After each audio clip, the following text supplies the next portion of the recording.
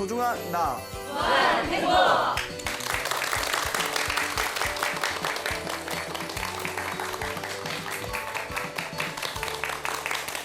예, 만나서 반갑습니다. 반갑습니다. 예, 광우 스님이라고 합니다. 예, 이제 제 본명 다 아시죠? 네. 예.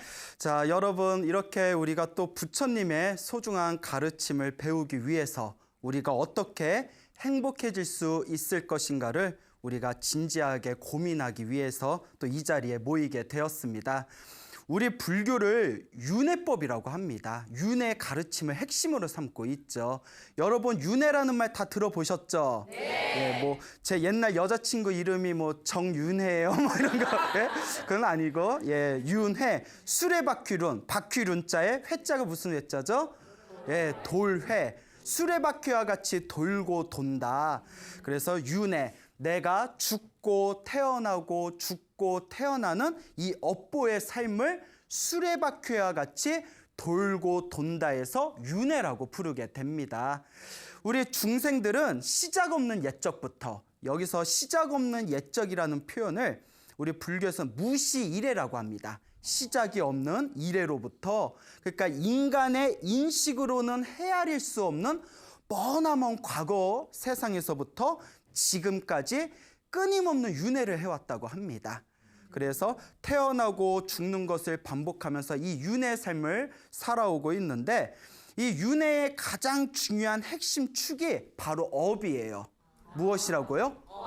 업보입니다. 업에 의해서 우리가 새로운 몸을 받고, 업에 의해서 우리가 다음 생이 결정지어지게 되고, 또 업에 의해서 우리의 행복과 불행이 나누어지게 된다고 합니다.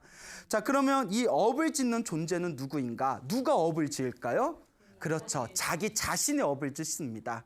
그래서 인간을 기준으로 했을 때, 이 인간을 기준으로 했을 때 우리는 머나먼 무시이래, 시작이 없는 옛날부터 지금까지 세 가지로 업을 지었다고 합니다.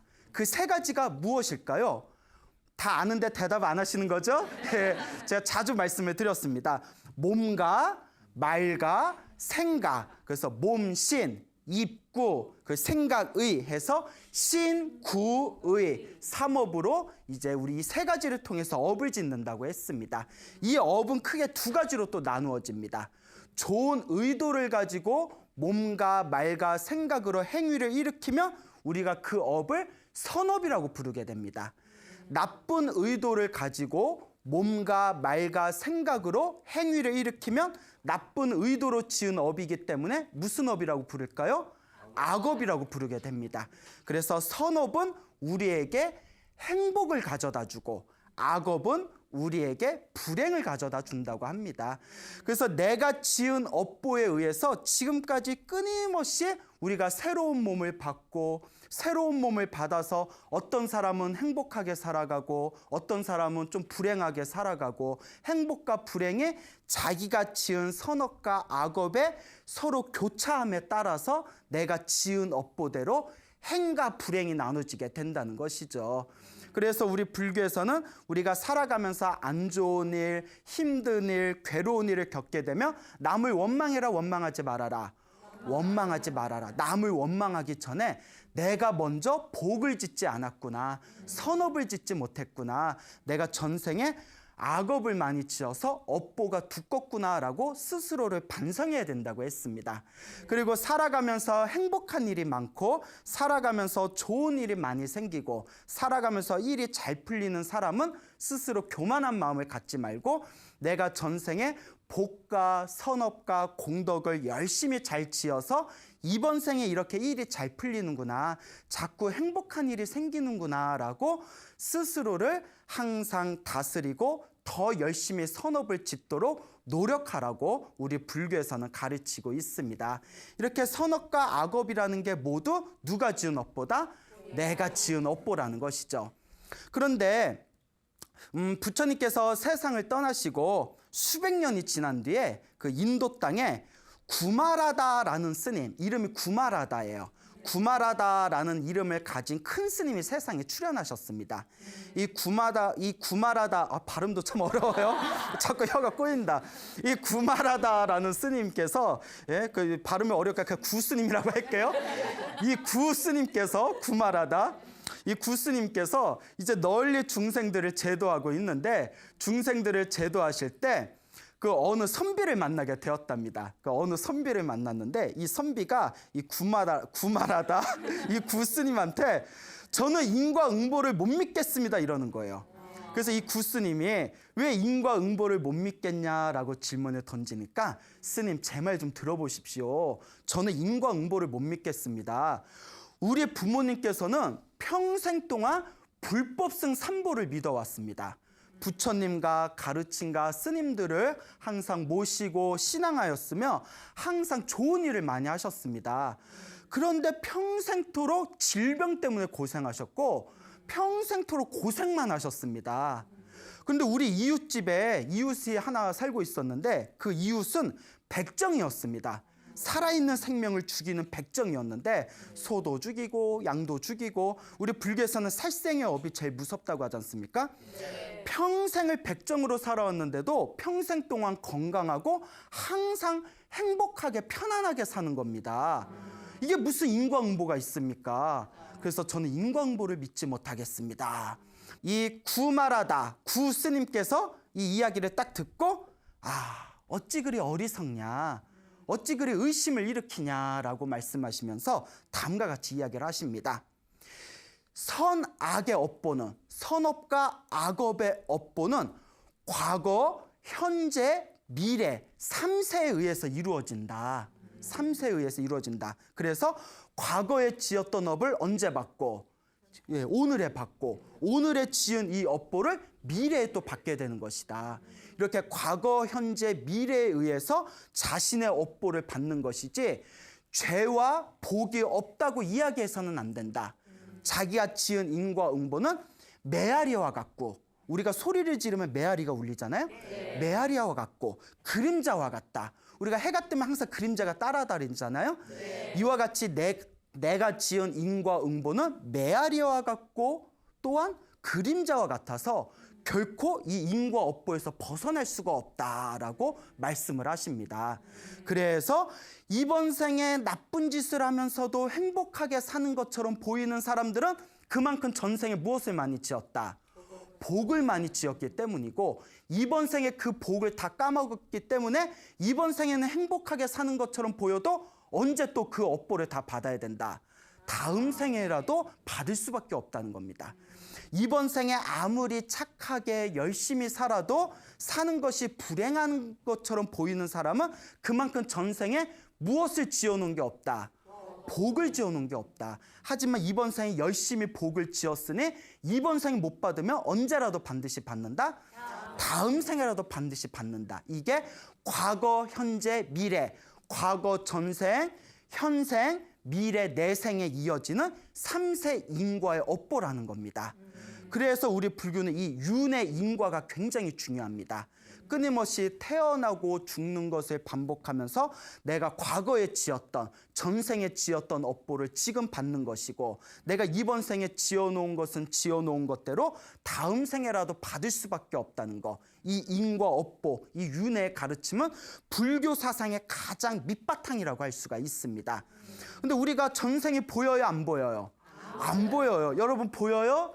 안 보이죠? 그러니까 우리가 이렇게 사는 거예요. 우리가 전생에 다 볼 수 있고, 아이고 내가 전생에 무슨 업보를 지어서 내가 이렇게 사는구나, 저 사람은 전생에 어떤 업을 지어서 저렇게 사는구나 라는 걸 우리가 전생을 다 기억하고, 내가 지금 이번 생에 지은 업보를 다음 생에 어떻게 받겠구나, 이 윤의 법칙을 내 눈으로 똑똑하게 꿰뚫어 볼 수 있다면 우리가 어리석게 살까요, 안 살까요?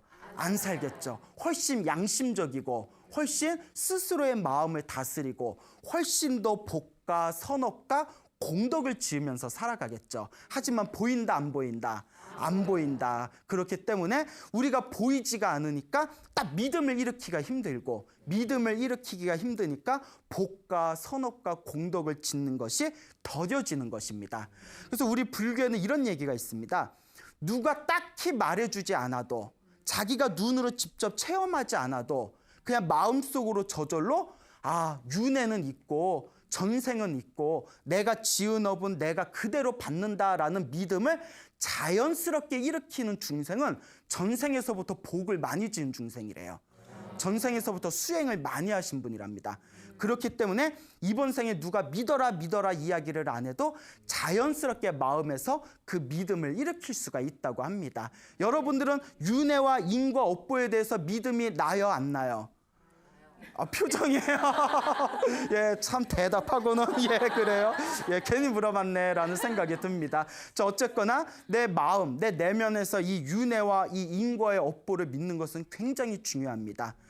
자, 그래서 우리 불교에는 다음과 같은 인과 업보의 3대 법칙이 있습니다.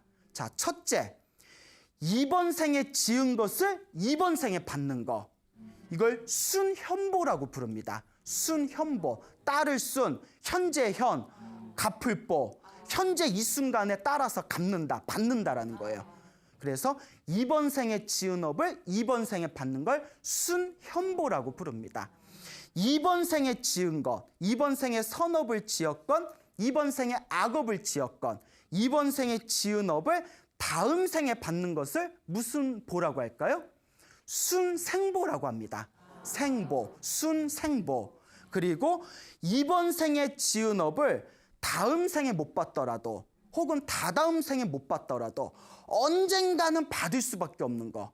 윤회의 삶 속에서 10생 후에 받든 50생 후에 받든 100생 후에 받든 절대 내가 지은 업은 사라지지 않고 이번 생에 지은 나의 업보를 언젠가는 받는다라는 것을 무슨 보라고 부르게 될까요? 순후보라고 부르게 됩니다. 순후보, 뒤후자를 써서 뒤에라도 반드시 받는다는 거예요. 여러분들이 이번 생에 살아가면서 지금 직장에 나가면 월급을 탈 수가 있고 지금 직장에 나가지 않으면 월급을 받을 수가 없어요. 근데 지금 나가고 안 나가고는 누구의 의지에 담겨 있어요? 나의 의지에 담겨 있죠. 나가도 되지만 날씨가 더우니까 오늘 쉴래 등등의 생각이 일어나지 않습니까? 나가서 직장에 나가서 월급을 타오거나 직장에 나가지 않아서 월급을 받지 못한 것도 무슨 보에 속할까요? 순현보. 지금 내가 결정한 의지에 따라서 지금 이번 생에 내가 받은 거예요. 무슨 말인지 알겠죠?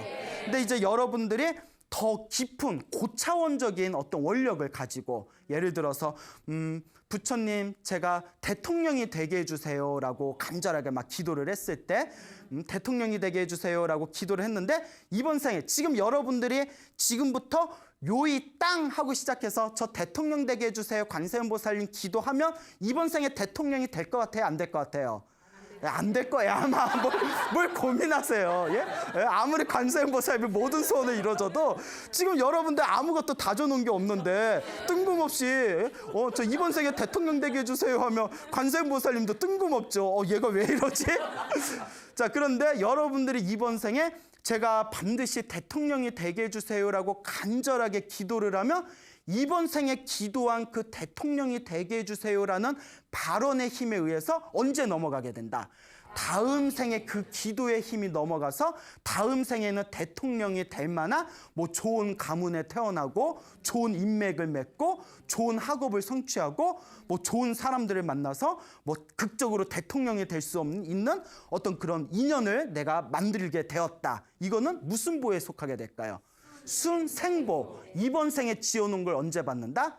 다음 생에 이제 받게 된다. 이게 순생보입니다. 이해 가시죠? 네. 자, 그리고 만약에 여러분이 이제 사랑하는 연인이 있어요. 사랑하는 연인이 있는데 이제 집안의 반대로 헤어지게 됐어요. 그 로미오와 줄리엣을 생각해 봅시다. 로미오와 줄리엣. 로미오 사랑해. 줄리엣 우리는 왼수에 가면 안 돼. 막 이래가지고 이러쿵저러쿵 해서 서로 약속을 해요. 우리가 다음 생이든 다다음 생이든 서로 다시 남녀로 만나서 다음 생에는 반드시 사랑을 이루자. 이렇게 서로 굳게 원력을 세웁니다. 그런데 다음 생에 로미오는 개로 태어나고 줄리엣은 고양이로 태어났어요. 그 둘이 이루어져야 못 이루어져요. 못 이루어지죠. 또 그 다음 생에는 개로 태어났던 로미오가 하늘색에 태어나고 고양이로 태어났던 줄리엣이 지옥에 떨어져 버렸어요. 그러면 다다음 생에도 서로 이루어져요, 못 이루어져요? 그런데 10생이 지나고 100생이 지나서 어느 시기에 서로 인연이 딱 맞아떨어져서 한 가문의 남자와 여자로 다시 만나게 됐어요. 비록 100생 전에 약속을 한 인연이지만 100생 후에라도 우리가 서로 사랑의 결실을 맺자라고 약속을 해서 100생 후에라도 서로가 결혼을 해서 사랑의 결실을 꽃피웠을 때 이것을 무슨 보라고 하게 된다? 순후보라고 하게 되는 겁니다. 자, 이와 같이 이번 생에 받는 것은 순현보, 다음 생에 받는 것은 순생보, 그리고 언젠가라도 받을 수밖에 없는 것은 순후보. 확실히 알겠죠? 네. 자, 그런데 이번 생에 받건 다음 생에 받건 아니면 먼 미래 생에 받건 중요한 건 하나입니다. 내가 지은 건 뭐 할 수밖에 없다? 받을 수밖에 없다. 내가 지은 업은 반드시 받을 수밖에 없습니다. 자, 그런데 꼭 불자분들 중에 이런 분이 있어요. 성격이 급해가지고 부처님 도와주세요 도와주세요 기도해놓고 당장에 효험이 없으면 아이고 기도해도 영험 없네, 아이고 부처님한테 기도해봤자 아무 소식도 없네 하고 마음의 심심을 놓아버리는 사람들이 의외로 많습니다. 여러분들 그런 거 느껴본 적 있나요? 예, 내가 간절하게 기도를 했는데도 소원이 잘 안 이루어지는 것 같으면 왠지 마음의 실망감을 느끼고 정말 이거 효험이 없고 영험이 없고 가피가 없는 것인가라고 마음의 흔들림이 느껴질 때가 있습니다. 하지만 여러분 기억해 두십시오. 지금 내가 기도를 하고 지금 내가 복을 짓고 지금 내가 선업을 지은 것은 이번 생에 받을 수도 있고 혹은 다음 생에 받을 수도 있고 혹은 다음 생에 못 받아도 언젠가는 받을 수밖에 없습니다. 내가 지은 업은 선업이든 악업이든 반드시 내가 받게 된다. 그래서 우리 부처님의 가르침에 이런 가르침이 전해지고 있죠. 선업의 열매가 맺기 전에는 아무리 착한 짓을 많이 해도 당장은 불행한 것처럼 느껴진다. 하지만 선업의 열매가 푹 있게 되면 그때 비로소 행복의 맛을 느끼게 되리라. 지금 악업의 열매가 맺질 못하면, 악업의 열매가 맺기 전에는 아무리 나쁜 짓을 해도 불행한 일을 겪지 않는다. 하지만 악업의 열매가 완전히 있게 되면 내가 지은 악업은 반드시 누가 받을 수밖에 없다? 내가 받을 수밖에 없다. 그러니까 우리가 열심히 기도하고 복을 짓고 공덕을 쌓으면서 당장에 아무런 효과를 못 느낀다면 아직 무엇의 열매가 익지 않은 거예요? 선업의 열매가 안 익었을 뿐입니다. 하지만 내가 기도하고 복 지은 공덕은 남아 있습니다. 내 주변에 온갖 나쁜 짓을 하는데도 호강하면서 사는 사람들은 아직 악업의 열매가 맺지 않았기 때문입니다. 악업의 열매가 푹 익게 되면 언젠가 그 업보를 내가 받을 수밖에 없다는 것입니다. 이와 같이 선업과 악업의 과보는 절대 피할 수 없다라는 것을 명심하시기 바랍니다. 자, 예전에 있었던 일이에요. 부처님께서 이렇게 인과 업보에 대해서 이렇게 중생들한테 끊임없이 이야기를 하시면서 부처님의 이와 같은 비유를 드신 적이 있으셨습니다. 머나먼 어느 나라에 큰 왕이 있었답니다. 이 왕이 있었는데 10년이 넘어가도록 이 왕에 병이 있었는데 병이 낫지를 않았대요. 그러니까 이 왕이 누구든지 내 병을 낫게 해주는 사람이 있으면 내가 큰 재물 보화와 상을 내리겠다라고 항상 마음으로 생각하고 있었는데 저기 조그만 시골에 어느 의사가 있었는데 이 의사가 엄청나게 병을 잘 고친다는 소문이 들리게 됩니다. 그래서 그 왕이 의사를 부르게 돼요. 시골에 있는 의사를 딱 불러서 내가 오랜 기간 동안 병 때문에 고생을 했는데 내 병을 한번 고쳐봐라. 그래서 의사가 이 왕의 병을 내가 고쳐주면 내가 엄청나게 큰 상을 받겠지 생각이 되어서 엄청나게 정성껏 간절하게 치료를 해서 왕의 병을 고쳐냅니다. 10년이 넘게 고치지 못한 왕의 고질병을 딱 고쳐내니까 왕이 마음속으로 너무 고마운 거예요. 그래서 신하를 이렇게 부릅니다. 신하를 부른 뒤에 저 의사가 나를 고쳐줘서 너무나 고맙다. 그러니까 신하야, 저 시골에 있는 의사의 집에다가 수많은 코끼리와 수많은 말과 소와 양떼와 그리고 수많은 재물보화를 선물로 주고 저 의사가 살고 있는 시골의 집에 아주 크고 화려하고 아름다운 집을 지어줘라 하고 큰 상을 내려라 하고 신하에게 명령을 내리게 됩니다. 그 왕이 그렇게 신하에게 명령을 내렸는데 왕이 뒤에서 이와 같이 배려해줬다라는 사실을 아무도 의사한테 이야기를 안 해준 거예요. 그러니까 아무도 이야기를 안 해주니까 또 왕도 왕 체면인데 내가 너네 집에 이렇게 해줬다 고맙지? 이러면 또 체면 체신이 안 쓰잖아요. 그래서 왕도 아무 말 안 하고 주변에도 아무 말 안 해주니까 의사는 속으로 며칠 동안 나에게 어떤 상을 줄까? 어떤 상을 줄까? 뭘 주실까? 했는데 아무런 소식이 없으니까 약간 좀 서운한 거예요. 그래서 이제 왕한테 왕이시여 제가 집을 떠나온 지 오래되었으니 집으로 돌아가겠습니다 하니까 왕은 이미 뒤에서 선물을 다 줬잖아요. 그러니까 그냥 의사한테 고마웠다 뭐 언제든지 또 놀러와라 하면서 그냥 보내버렸대요. 그러니까 야, 제 말 한 필 줘서 집으로 보내라 해버리니까 의사가 너무 그냥 마음에 막 한탄의 마음이 일어나면서 막 서럽고 막 후회가 되고 막 너무너무 섭섭한 거예요. 여러분 같아도 그러겠죠. 그래서 한숨을 푹 내쉬면서 왕이라고 기껏 고쳐놨더니 아무런 보답도 안 하고 이런 뱅댕이 소갈딱지야 막 이러면서 야 어떻게 내가 10년이 넘게 걸린 고질병을 고쳐냈는데 아무런 보답도 안 할 수가 있냐고 막 징징거리면서 이제 집으로 돌아가게 됩니다. 자기 고향의 시골 땅에 딱 들어서게 되는데 시골에 이렇게 들어섰는데 저게 왜 막 수십 마리의 코끼리 떼가 막 왔다 갔다 하는 거예요. 깜짝 놀라서 시골에서는 코끼리 보기가 힘들잖아요. 그래서 그 옆에 있는 사람들한테 아니 저 코끼리가 왜 여기 우리 마을에 왜 코끼리가 저렇게 많냐고 했더니 아니 우리 마을에 있는 어느 의사가 왕의 병을 고쳤다니까 왕께서 저 코끼리를 그 의사에게 그걸 이제 상으로 내리신 거다라고 했더니 그 의사가 난가? 그러니까 이게 긴가민가요. 우리 마을에 의사가 또 있나? 그러니까 자기는 상상도 못한 거죠. 꿈에도 상상도 못하고 난가? 누군가? 그리고 또 이제 한참을 말을 타고 내려왔는데 저기에 웬 아주 그냥 튼실튼실하고 아주 살이 토실토실 오른 튼튼해 보이는 말이 막 풀을 몇십 마리가 막 풀을 뜯고 있는 걸 보는데 그 말을 보면서 우리 마을에 왜 이렇게 말이 많지? 옆에 있는 사람한테 저 말이 왜 이렇게 우리 마을에 말이 많냐고 저 다 누구 말입니까? 했더니 몰라요. 뭐 우리 마을에 무슨 의사가 왕 병을 고쳤는데 왕이 고맙다고 뭐 코끼리 떼하고 저 말떼하고 다 선물했답니다. 그 의사가 난가? 헷갈린 거예요. 헷갈릴 만도 하잖아요. 자기한테 아무 말도 안 했으니까. 우리 마을에 나 말고 또 누가 의사가 있었지? 또 이렇게 내려가는데 이제 또 소떼가하고 양떼가 막 수십 마리, 수백 마리가 있으니까 또 물어봤겠죠? 누구 소예요? 이랬더니 누구 양이에요? 했더니 몰라요. 우리 마을에 뭐 의사가 있는데 왕을 고쳤더니 왕이 선물로 내렸대나? 그 또 의사가 뭐라고 생각했겠어요? 난가? 이쯤 되면 이게 왕과 신하의 잘못이 아니라 의사가 엄청 눈치가 없는 것 같아. 네? 평생 병 고치는 것만 공부했지 정말 눈치가 없는 것 같아요. 근데 이렇게 눈치 없는 사람도 결혼을 했어.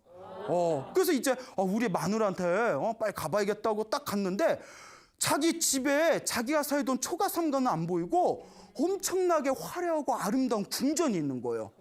의리의리한 별장, 궁전 같은 별장이 있어서 깜짝 놀라서 그 앞에서 그 집을 지키는 문지기한테 아니 이 집이 누구 집입니까? 했더니 몰라요. 여기 의사가 살고 있었는데 뭐 왕이 이거 집을 지어줬다는데 나는 여기 취업한 지 얼마 안 돼가지고 나도 여기 의사 양반 얼굴을 못 봤어 이런데 문에서 왜 옷에 화려하고 그가 온갖 그 아름다운 보석을 온몸에 주렁주렁 매단 복부인 있죠. 복부인. 그 귀부인이 싹 나타나면서 의사를 향해서 미소를 지으면서 막 이렇게 손을 흔들더래요. 그래서 아니 왜 여자가 나를 보고 손을 흔들지? 누구지 하고 봤더니 누구예요? 자기 부인인 거예요. 제 마누라. 깜짝 놀라서 이게 어떻게 된 거냐 했더니 아니 여보 모르고 있었어.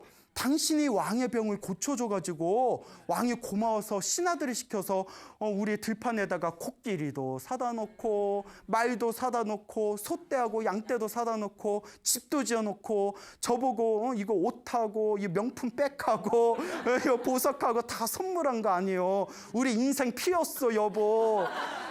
그때서야 무릎을 치면서 왕께서 이렇게 다 나를 위해서 후한상을 내려주셨는데 내가 그것도 모르고 내가 속으로 투덜대고 한탄하고 탄식을 했구나 하면서 그렇게 이제 자신의 잘못을 뉘우쳤다는 이야기가 전해지고 있습니다.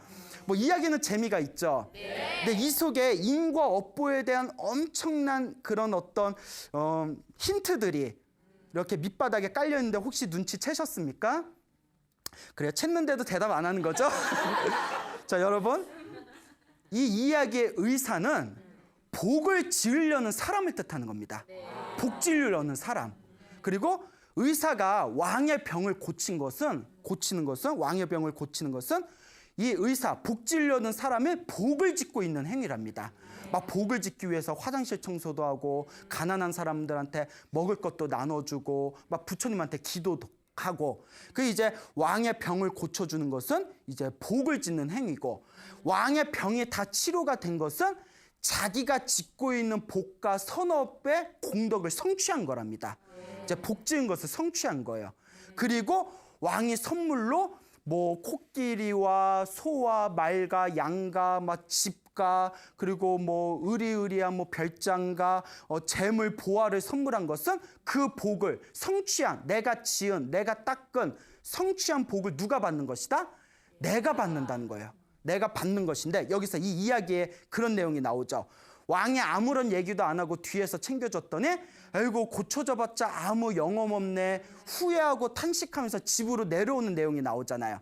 이와 같이 우리도 실컷 복을 지어놓고 이미 알게 모르게 우리 뒤에 복이 다 쌓였는데 당장 눈앞에 드러나지 않는다 해서 아이고 내가 열심히 절에 다녔는데 효험도 없고 가난한 사람들한테 많이 베풀어줬는데 아무 영험도 없고 기도도 열심히 했는데 아무 갚이도 없고 이렇게 후회하고 있는 심정을 뜻하는 겁니다. 하지만 이번 생에 아니면 다음 생에라도 받듯이 결국 이 의사가 모든 것을 체념해버리고 집에 딱 와봤더니 이미 자기 앞에 후한상이 딱 준비되어 있는 것을 보고는 후회하고 아 내가 왕의 병을 고쳤더니 이와 같은 상을 받았구나라고 인식하는 것은 이와 같이 내가 지은 공덕을 당장 눈앞에 드러나지는 않았지만 이번 생이 아니면 다음 생이라도 내가 지었던 공덕을 다 내가 받아서 태어날 때 귀한 가문에 좋은 집안에 부모님 밑에 태어나서 어렸을 때부터 얼굴이 엄청 잘생기고 예쁘고 잘 나가고 시험을 쳤다 하면 뭐 1등을 하고 뭐 하는 일마다 사업이 잘 되는 등등의 그런 공덕을 자기가 받게 되는 모습을 비유로서 설화로 나타낸 것이 바로 이 이야기의 핵심이 되겠습니다. 이와 같이 우리 불자분들도 이 의사와 같이 지금까지 쭉 설명을 드렸지만 이 의사가 왕의 병을 고치고 나서 왜 아무런 상도 내리지 않냐. 아이고 정말 후회된다. 내가 뭐하러 이렇게 병을 고쳤는지 모르겠다. 이런 후회하는 마음을 일으키는 의사의 이 감정을 우리 중생들이 다 그대로 갖고 있어요. 여러분들도 막 이렇게 소나무 프로그램 들으면서 매일매일 108배를 해라. 매일매일 기도를 해라. 매일매일 복을 지어라. 매일매일 마음을 잘 써라. 근데 제가 항상 말씀드리잖아요. 전생에 복을 지어놓은 게 있으면 이번 생에 조금만 기도해도 효과를 빨리 느끼지만 전생에 지어놓은 복이 없으면 이번 생에 기도를 열심히 해도 효과를 더디게 만나게 된다. 이와 같이 내가 전생에 지어놓은 복이 없는 사람은 이번 생에 기도를 한다고 해도 이게 무슨 영험이 있나 가피가 있나 효험이 있나 아리송 하는 거예요. 이게 바로 우리 중생의 마음입니다. 이때 자기 마음에 확고한 믿음의 말뚝을 딱하니 박아야 돼요. 인과 업보는 분명하다. 내가 지금 기도하고 내가 지금 복을 짓고 내가 지금 선업을 지은 것은 당장 눈앞에 효과가 나타나지 않아도 알게 모르게 내 선업의 저장 창고에 내 복이 차곡차곡 공덕이 쌓이고 있구나.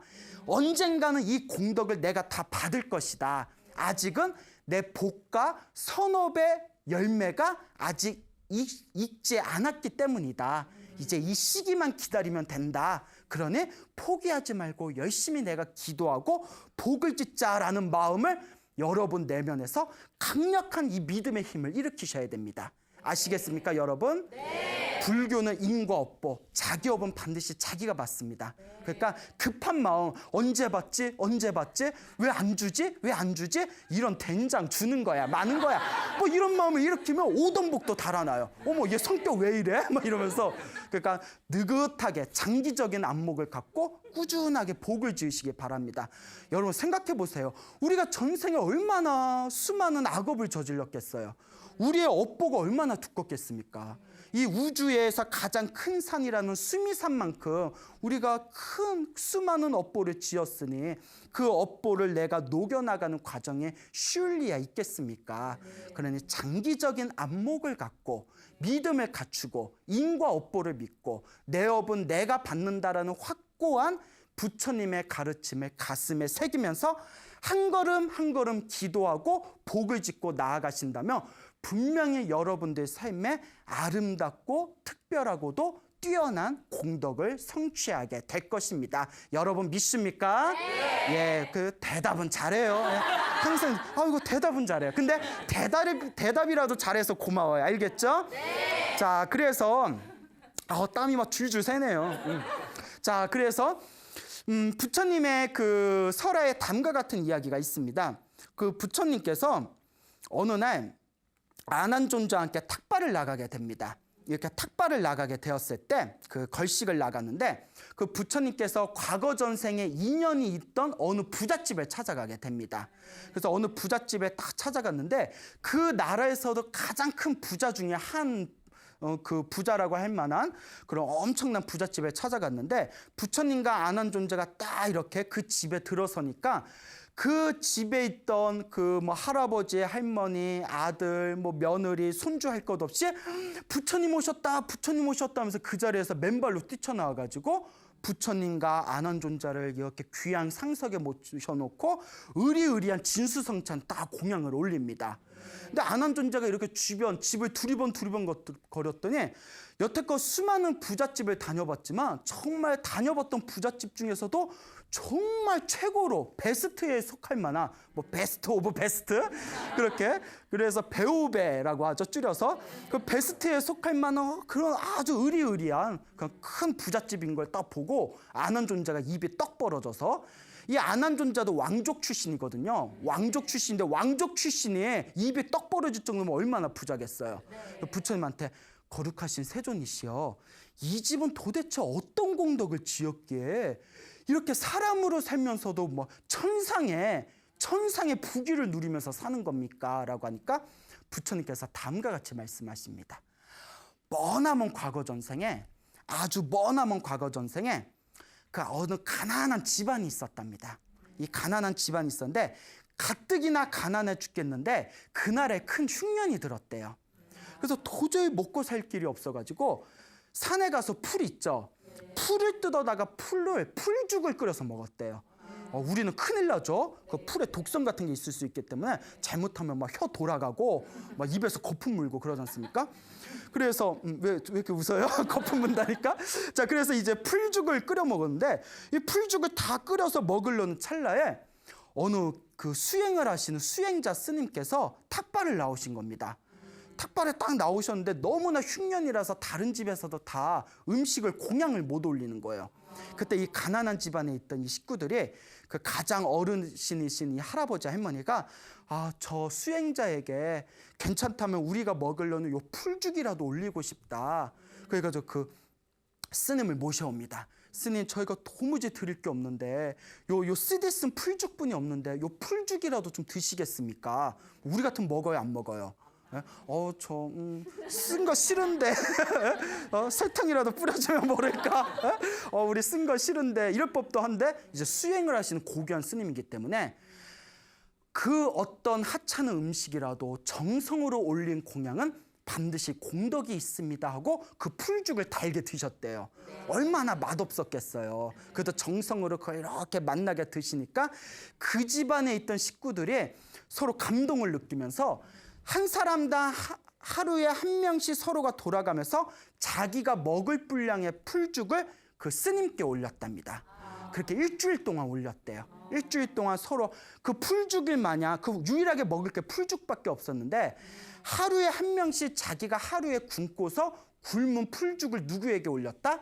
예, 그 도인 스님에게 올렸답니다. 그거 일주일이 지났을 때 이 집안 식구들이 저희가 스님께, 예, 수행하시는 스님께 진귀한 음식을 올리고 싶은데 저희가 가진 게 이 거친 풀죽밖에 없습니다. 저희가 스님께 귀한 공양을 올리지 못한 게 너무 안타깝습니다 하면서 막 한탄을 했대요. 가슴을 치면서 한탄을 하니까 이 도인 스님이 복을 지으려면 첫째는 보시다. 무엇이라고요? 보시, 베푸는 것이다. 그리고 두 번째가 계율을 지키는 것이다. 그러니 이제부터 살생하지 말라, 도둑질하지 말라, 거짓말하지 말라, 그리고 음행하지 말라, 사음하지 말라, 바람피지 말라는 뜻이죠. 마지막에 거짓말하지 말라. 그래서 살도 음망주, 살생하지 말고 도둑질하지 말고 사음하지 말고 거짓말하지 말고 술 마시지 말아라라는 5계를 내리셨다고 합니다. 그 이 집안 식구들은 평생 동안 5계를 지켰대요. 그래서 이 안한존자에게 이 석가모니 부처님이 다음과 같이 이야기하십니다. 그때 그 풀죽을 공양한 가난한 집의 사람들이 비록 거치고 거친 풀죽인 마냥 그 풀죽이언정 그 풀죽을 스님네께 공경하는 마음으로 올린 그 공양의 힘에 의해서 태어날 때마다 부귀영화를 누렸다는 거예요. 태어날 때마다 부귀영화를 누렸고, 그리고 스님이 떠나가면서 가르쳐준 5가지 계율을 열심히 지킨 공덕으로 항상 태어날 때마다 하늘세계 천상에 태어나거나 인간으로 태어나도 귀한 가문의 사람으로 태어나게 된 것이다 라고 하시면서, 그때 풀죽을 얻어먹은 그 도인 스님이 이번 생에 누구다? 바로 석가모니 부처님이고, 그때 그 도인 스님에게 풀죽을 올렸던 그 가난한 집 사람들이 바로 누구다? 지금 이번 생에 이 의리의리한 집에서 천상의 부귀를 누리며 살고 있는 이 부잣집 사람들이다. 전생에 내가 부처가 되기 전에 스님이었을 때 풀죽을 얻어먹고 5계를 가르쳐줬던 5가지 계율을 가르쳐줬던 공덕의 힘에 의해서 나를 보자마자 저렇게 처음 본 건데도 기쁜 마음으로 나를 맞이한 것이다 라고 이야기를 하셨다고 합니다. 즉 이번 생에 지었던, 이번 생에 그 도인 스님에게 풀죽을 일주일 동안 올렸던 그 공덕의 힘을 이번 생에는 못 받았지만 언제라도 받았다? 다음 생에 천상의 세계에 태어나서 신으로 살고 인간으로 태어나서도 어마어마한 부귀영화를 누렸다는 겁니다. 여기 우리 불교의 아주 놀라운 자비정신이 하나 이렇게 밑바닥에 깔려져 있죠. 이렇게 엄청난 공덕을 지은 이 보시 공덕에 엄청나게 큰 돈을 올렸을까요? 아니죠. 엄청나게 사람이 맛보기 힘든 의리의리하고 진귀한 음식을 올렸을까요? 아니죠. 무엇을 올렸죠? 평소 같으면 쳐다도 안 볼 퍼런 풀을 죽으로 쑤어 만든 풀죽을 올렸죠. 그런데 그 비록 보잘것없는 풀죽이지만 그 풀죽 안에 무엇이 담겨져 있었죠? 정성이 담겨져 있었죠. 그래서 이 어떤 공양을 올리든 어떤 보시를 올리든 내가 어떤 마음으로, 어떤 의도로, 어떤 정성스러운 마음으로 공양을 올렸냐, 이것이 바로 나의 선업을 왕성시키는 가장 중요한 핵심이라고 합니다. 그러니까 우리 불자분들께서도 행복하게 살고 싶다면 보시를 하셔야 됩니다. 보시를 하실 때 요만한 거 보시해봤자 이게 무슨 복이 되겠어? 아닙니다. 우리 입장에선 보잘것없는 쌀 한 톨이라 하더라도 그 안에 정성이 담겨져 있으면, 그 안에 진실한 정성이 담겨져 있으면 남들이 하찮게 보는 것조차도 부처님은 그 자그마한 정성이 담겨져 있는 자그마한 공양물 속에서도 크나큰 복과 선업과 공덕을 성취할 수 있다고 증명하셨습니다. 그러니 자그마한 것이라도 우리가 꾸준히 복을 지어야 됩니다. 그리고 계율을 지켜야 됩니다. 이 계율은 윤리와 도덕입니다. 살아가면서 아무리 남들한테 베풀어도 겉과 속이 다르고 마음을 잘 쓰지 못하고 뒤에서 온갖 악행을 저지른다면 그건 진정한 선업이 될 수가 없습니다. 그러니까 밖으로는 사람들에게 널리 보시를 하면서 복을 하고 안으로는 계율을 지키고 윤리를 지키고 도덕을 지키는 삶을 산다면 내 삶에 뛰어난 복과 선업과 공덕을 쌓아나갈 수가 있습니다. 그리고 우리 중생은 살아가면서 과거 전생에서부터 수많은 업보, 수많은 업장, 수많은 악업을 저질러 왔습니다. 그 악업과 업보와 업장이 우리의 행복을 자꾸 가로막는 겁니다. 내 행복을 가로막는 그 업보와 업장을 소멸하기 위해서 우리는 꾸준히 기도를 해야 됩니다. 절을 하든지 연부를 하든지 경전을 독송하든지 경전을 베끼는 사경을 하든지 자신만의 기도를 통해서 여러분들의 삶을 차곡차곡 바꾸어 나간다면 분명히 여러분들 삶에 어마무시한 굉장한 그런 행복과 행운의 특혜를 얻게 되실 겁니다. 여러분 행복해지고 싶습니까? 네. 행복한 삶을 창조하고 싶습니까? 네. 복을 지으십시오. 선업을 지으십시오. 공덕을 쌓으십시오. 복과 선업과 공덕의 힘이 여러분들을 진정한 행복의 길로 이끌어 줄 것입니다. 여기서 마치겠습니다. 소중한 나. 왕